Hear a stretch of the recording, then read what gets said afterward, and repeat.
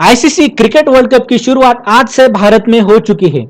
ये जो world cup है ये भारत में लगभग 10 शहरों में खेला जाएगा और ये 1.5 महीने तक चलेगा।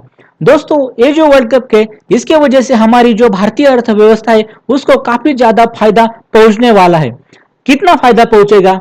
तो दोस्तों बैंक ऑफ बड़ौदा है उसने अपनी एक रिपोर्ट जारी की है। उसने अनुमान लगाया है कि भारत को इस वर्ल्ड कप से लगभग 20,000 करोड़ रुपए इतना तगड़ा फायदा भारतीय अर्थव्यवस्था को पहुंचेगा। दोस्तों आपके मन में सवाल होगा कि सिर्फ भारतीय अर्थव्यवस्था ही इससे फायदा होगा क्या?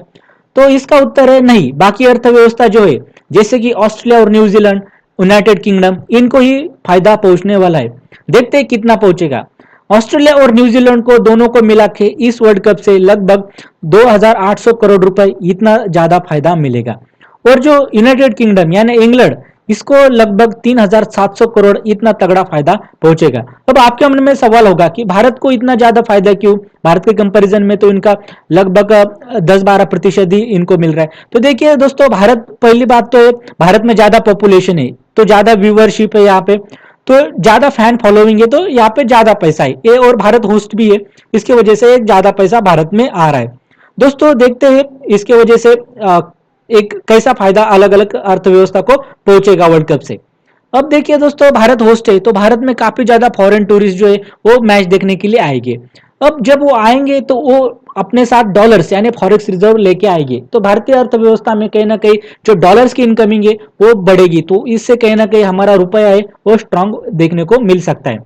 और दोस्तों जब डोमेस्टिक और जो इंटरनेशनल, मतलब कोई भी फैन अगर मैच देखने जाता है, व्यूवर्स देखने जाता है, तो ये ज्यादा तादाद में टिकट बुकिंग होती है, होटल में रुक जाते हैं तो होटल चेकअप में काफी ज्यादा पैसे खर्च करते हैं, फूड डिलीवरी में भी पैसे खर्च होते हैं, तो एक इन फाइनल हम कह सकते हैं कि ज्यादातर टूरिज्म एक्टिविटी देखने को मिलती है। अब इसकी वजह से क्या होता है कि गवर्नमेंट हर चीज पे जीएसटी लगा देती है, तो उसके वजह से भारत सरकार को कहीं ना कहीं टैक्स कलेक्शन है इसके वजह से बढ़ेगा। और वो बाकी जो देश है जैसे कि हम यूनाइटेड किंगडम, ऑस्ट्रेलिया, उनके यहाँ पे देखिए जो टीवी के राइट्स होते हैं हम वो काफी ज्यादा एक कह सकते अमाउंट में बेचे जाते हैं। तो हमारे इधर देखिए जैसे कि ऑनलाइन हॉटस्टार दिखाता है, तो और स्टार स्पोर्ट दिखाता है मैचेस, तो ये काफी ज्यादा एड रेवेन्यू से पैसे कमाते हैं, और फिर गवर्नमेंट भी इनमें एक टैक्स लगा देती है, तो गवर्नमेंट ये फाइनली बहुत ज्यादा पैसे इससे कमा लेती है।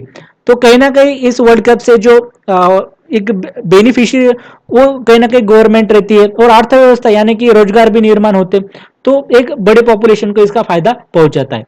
दोस्तों हम टैक्स की यहाँ पे बात आई थी कि हम कह रहे थे कि बहुत ज्यादा जीएसटी मिलेगा भारत सरकार को इस वजह से, लेकिन हम अगर बीसीसीआई का देखिए 2022 का हम अगर उसका आंकड़े निकालते तो लगभग 1100 करोड़ रुपए इतना तगड़ा इनकम टैक्स बीसीसीआई ने भरा था। तो देखिए अगर 1100 करोड़ इनकम टैक्स इतना बीसीसीआई अगर भरती है तो बीसीसीआई का एक्चुअल में इस इनकम कितना होगा? तो एक स्पोर्ट कल्चर के लिए एक अच्छी बात है कि बीसीसीआई इतनी पैसा कमा देती है, और बीसीसीआई एक आमिर एक संस्था है पूरी दुनिया में क्रिकेट के क्षेत्र में, और आईसीसी में भी इसकी बहुत ज्यादा चलती है।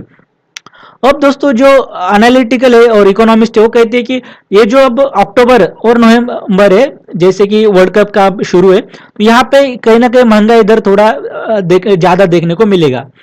कितना देखने को ज्यादा मिलेगा? तो 0.15% टू 0.25% इतना एक इन्फ्लेशन रेट ज्यादातर देखने को मिलेगा। एक क्यों देखने को मिलेगा?